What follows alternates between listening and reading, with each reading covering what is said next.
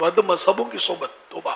آخر نماز میں پڑھتا ہو ماتھے پر کیا کیا نشان بنا رکھا ہو، اگر اس کا عقیدہ خطرناک حد تک بگڑا ہوا ہے. بدعقیدہ ہوتا ہے بگڑے ہوئے عقیدے کا نام. کوئی بگاڑ جو ہوتا ہے وہ کفر نہیں ہوتا، کوئی بگاڑ کفر ہوتا ہے عقیدے کا. کچھ ایسے ہوتے ہیں کہ جو صرف اس طرح کے ان کے عقیدے ہوتے ہیں کہ کفر میں وہ پہنچے نہیں ہوتے، تاہم ان کی صحبت بھی ہے تو ایمان کے لیے زہر قاتل، خطرناک ہے. یہ آتا ہو تو بندہ گلی بدل دے.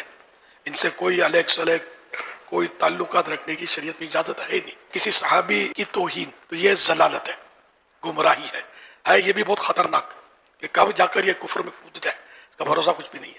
صحابی کوئی بھی ہو، ہر صحابی یہ نبی جنتی، اس کی توہین کی کوئی گنجائش، کوئی اعتراض ان پر ہمارا حق بنتا ہی نہیں، ہمارے لیے ہمارا منہ بنتا ہی نہیں ہے، اور کوئی قابل اعتراض ہے بھی نہیں. کیونکہ اللہ پاک نے سب سے وعدہ کر لیا حسنہ کا، بھلائی کا وعدہ کر دیا. اگر بھلائی کا اللہ نے وعدہ کیا تو کیا وہ جنت کے علاوہ کہیں اور ان کو ڈالے گا؟ جنت ہی عطا فرمائے گا. انڈرسٹوڈ ہے. جتنے بھی صحابہ کرام ہیں، جیسے واشد وہ کوئی بھی ہوں، وہ سب کے سب معظم ہیں اور سب کا احترام فرض ہے.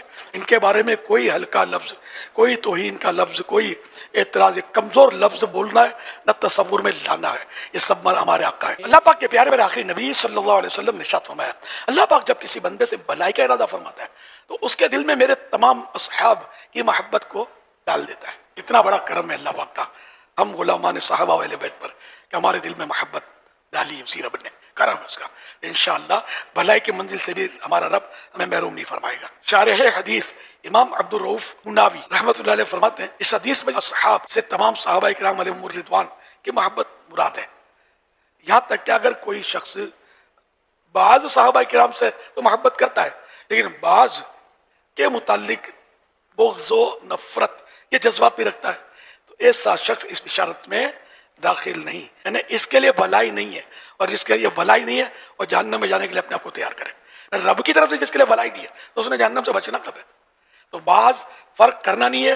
ہر صحابی یہ نبی جنتی، کسی پر اعتراض بنتا ہی نہیں ہے. بڑا بچ بچ کر سنبھل کر قدم پھونک پھونک کے اٹھانا ہے. اسی لیے مطلب یہ کہ صرف اور صرف عاشقان رسول، عاشقان اولیاء، عاشقان صحابہ اہل بیت کی صحبت رہے، انہی کو سنیں.